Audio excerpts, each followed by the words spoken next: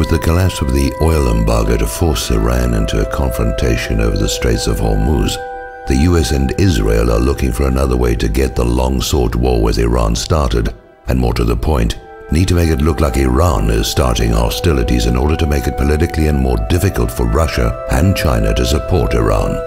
Now, recall that Israel has a past history of attacking US warships and framing others to trick the US into attacks on Israel's enemies, with the Israeli attack on the USS Liberty, initially blamed on Egypt, as the most well-known example. So here we have the USS Enterprise, the oldest carrier in the fleet, on her last legs, scheduled to be decommissioned next year. Her name is well known in part because of the Star Trek TV series. Decommissioning a nuclear aircraft carrier is a very expensive process. USS Enterprise is powered by 8 nuclear reactors, all of which must be disposed of as nuclear waste material along with all the associated machinery.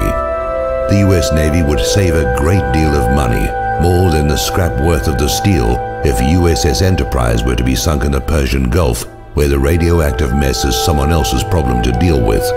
So why send an ancient warship at the end of a useful life into harm's way?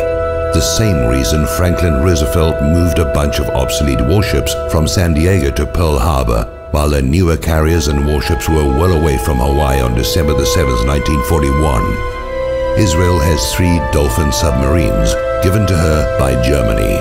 They have been seen transiting the Suez Canal in the past and could well be operating in the Gulf of Oman, even the Persian Gulf by now, lying in wait for a used-up and obsolete warship, more useful as a sacrificial lamb than an actual weapon, a ship with American sailors to be attacked as Israel attacked the USS Liberty, then to be blamed on the designated target, Iran, by a compliant media. If you agree with this analysis, please post this video everywhere you see this carrier story. If we can make them doubt a false flag will be believed, maybe they'll call it off.